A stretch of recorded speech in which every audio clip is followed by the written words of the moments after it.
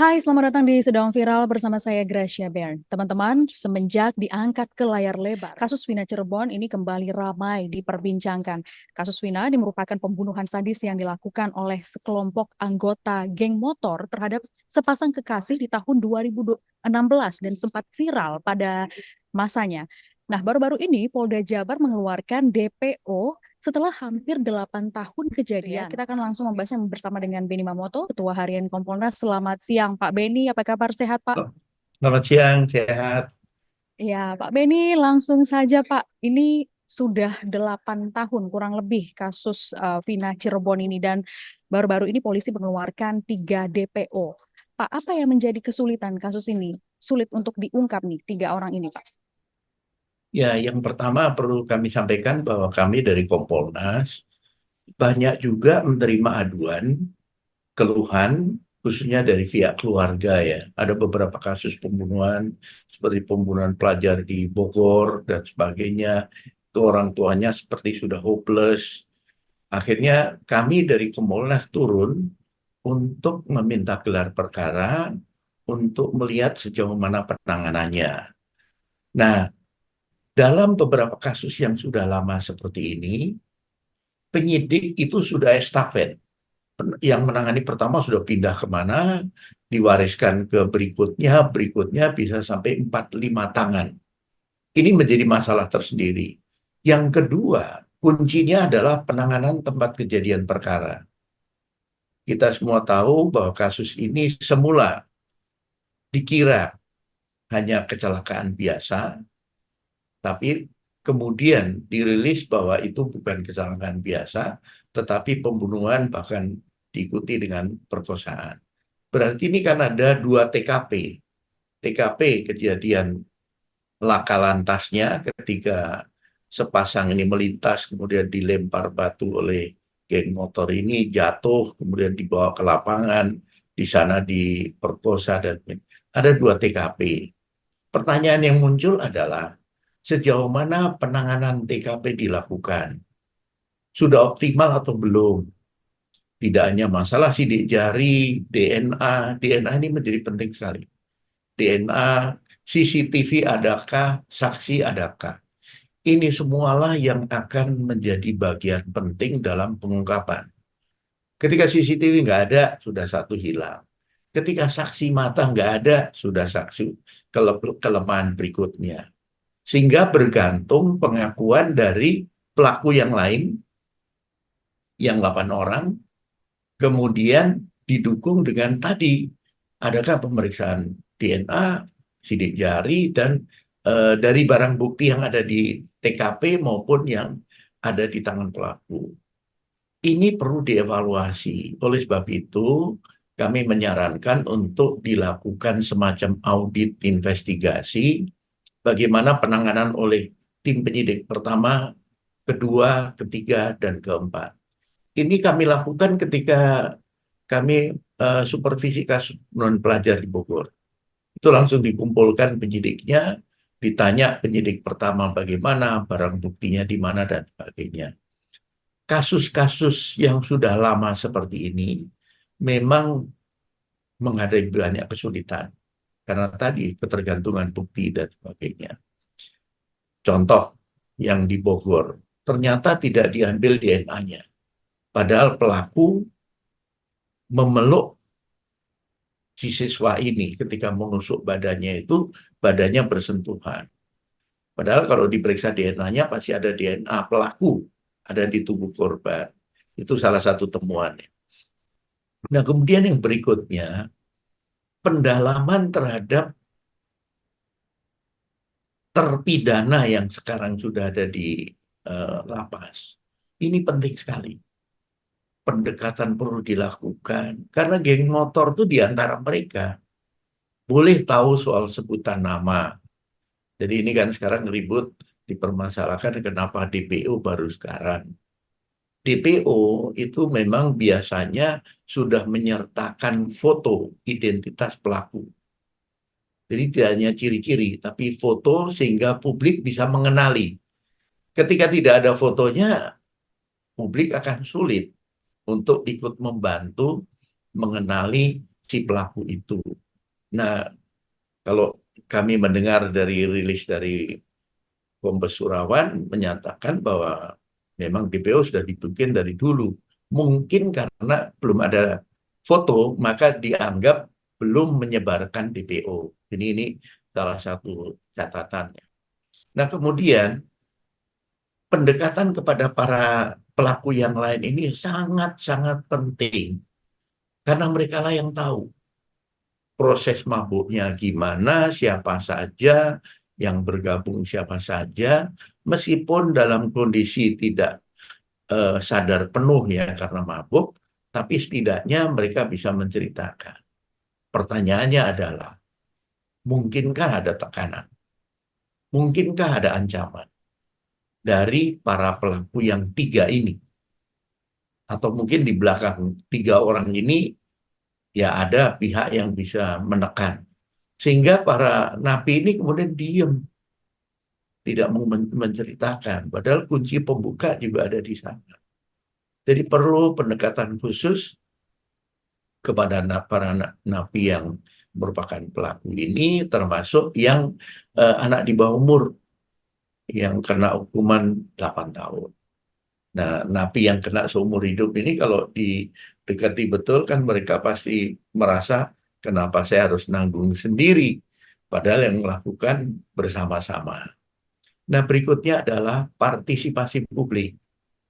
Ketika publik memang ada informasi, maka diharapkan bisa disampaikan ke aparat. Termasuk keluarga juga sama. Saya yakin keluarga tidak tinggal diam, dia akan juga ikut membantu mengumpulkan informasi. Nah, ini yang penting lagi, dengan dibuatnya film, maka mau tidak mau si pelaku ini suatu saat penasaran dan nonton. Guilty feeling itu ada. Ini menjadi penting. Nah, ketika nanti sudah diviralkan, melalui film ini sudah tayang dan menyebar, tidak tertutup kemungkinan si pelaku ini entah keceplosan, berkomentar, dan sebagainya, tanpa dia sadari, dan itu bisa nanti menjadi petunjuk untuk mengarahkan ke yang bersangkutan. Saya Itu yang sebagai mantan penyidik itu begini, kalau sudah sampai dapat nama panggilan, dan mereka bermain di geng motor, dan tahu asal-usul desanya, menurut saya kalau didalami akan ketemu lah. dan Karena ini sudah ada belum sebutan panggilan. oke. Panggilan nama sudah ada. Panggilan nama itu kan populer akan di lingkungan mereka ya. Masa sih teman-temannya kemudian tidak bisa membantu menginformasikan itu. Ini perlu pendekatan khusus kalau menurut saya karena sudah terlalu lama, dan saya optimis karena Kombes Surawan ini sudah berhasil mengungkap kasus Subang, pembunuhan Subang dengan serius, dengan kemampuannya, akhirnya kasus Subang bisa maju ke pengadilan. Itu satu prestasi. Saya berharap di kasus ini sama. Apa yang menjadi kesulitan sehingga akhirnya baru saat ini dikeluarkan DPO itu, Pak? Sesulit itukah untuk bisa mendapatkan nama-nama itu, Pak? Ya, kalau menurut saya ini lebih kepada bertumpuknya masalah yang ditangani. Satu belum selesai, numpuk satu lagi. Tak masuk Hmm. lagi dan sebagainya. Sehingga dengan viralnya kasus ini, dengan diangkat dalam satu film, tentunya dari pihak Polri akan memfokuskan kekuatannya untuk segera mengungkap kasus ini dan menuntaskan kasus ini. Di samping yang contoh Pak Surawan ini kan baru selesai urusan Subang. Oh, oke, Pak. Subang Yang cukup kemarin itu ya, Pak lama ya, dan yang cukup kompleks, ya cukup kompleks. Akhirnya bisa maju ke pengadilan. Kebetulan kami ikut ke sana, ikut rekonstruksi, jadi menyaksikan langsung bagaimana rumitnya proses pembuktian. Nah, sama di sana juga ternyata DNA pegang peranan kunci. Ketika ayahnya si pembunuh nggak mengaku, ternyata ditemukan bercak darah di bajunya. Itulah titik sambung antara korban dengan pelaku. Ya akhirnya tidak bisa mengelak begitu. Nah ini oke. sama, mungkin nanti barang bukti yang ada mungkin dibuka kembali, kemudian periksa kembali, siapa tahu jejak-jejak itu masih ada gitu. Ya, tentu kita harapkan yang terbaik juga agar semua kasus ini bisa terbuka seperti dia Pak ya. Namun ini juga Pak yang menjadi informasi yang lagi liar-liarnya nih Pak ya di media sosial dan masih simpang siur. Salah satu narasi yang beredar yang kami dengar di media sosial adalah polisi diduga disebut ikut andil menyembunyikan salah satu DPO tersebut lantaran berstatus anak dari anggota polisi. Karena ini lagi hangat-hangatnya nih Pak. Tanggapan dari Pak Beni ini seperti apa? Apakah benar seperti itu ataukah Ya. apa yang menjadi permasalahan di sini? Nah, ini perlu diluruskan ya. Betul. Jadi apa yang beredar di medsos ternyata sudah disampaikan juga oleh Kombes Surawan tidak benar bahwa justru salah satu korban itu anaknya perwira polisi. Korbannya, bukan dari tiga pelaku itu. Nah, ini perlu diluruskan supaya jangan sampai apa isu ini viral kemudian menyudutkan pihak Polri padahal justru menjadi korban. Jadi itu sudah diklarifikasi oleh Pak Surawan bahwa itu adalah salah satu korban itu anaknya perwira polisi. Bisa nanti diselesaikan. Oke, Pak, kami juga menerima dan mendengarkan narasi, ada yang mengatakan polisi nih Pak ya, tunggu viral dulu baru kemudian diusut. Apakah benar seperti itu Pak di kasus ini, Pak Beni? Jadi kalau kita melihat pemberitaan kasus ini ketika pasca peristiwa juga sudah ramai ya, sudah ramai. Iya, Nah, saya melihat bahwa ketika sudah tertangkap 8 orang, mungkin ya itu dianggap sudah satu prestasi, satu capaian. Bisa. Nah, sebelum menuntaskan sudah terima tugas baru. Jadi kami sering melihat para anggota di lapangan, satu kasus belum selesai sudah muncul kasus baru. Kasus baru ternyata dapat apa namanya perhatian publik sehingga teralih perhatiannya. Jadi untuk satu tim yang fokus di satu kasus akan sulit karena keterbatasan jumlah anggota. oke, Lebih-lebih kalau bertubi-tubi kasus itu muncul. oke. Lalu apa yang akan dilakukan Polri saat ini Pak terkait dengan kasus ini? Ya kami akan Mm-mm. nanti supervisi ke Polda Jabar. Oke, Kami ingin mendalami untuk ya konteksnya seperti saya sampaikan tadi semacam mm, audit investigasi ya. investigasi. Artinya penanganan pertama oleh siapa, kedua oleh siapa, diwariskan ke siapa, barang buktinya apa saja, apa yang sudah dilakukan untuk memastikan bahwa penanganan ini nanti secara optimal.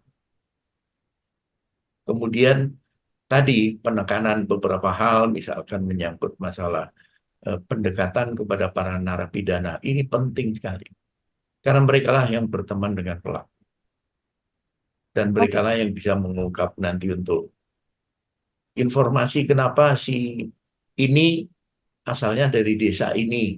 Nah, itu dapatnya dari mana? Kan kalau di desa orang saling mengenal dibanding di dalam kota ya. Sehingga dengan mudah nanti untuk mendeteksi siapa pelakunya. oke.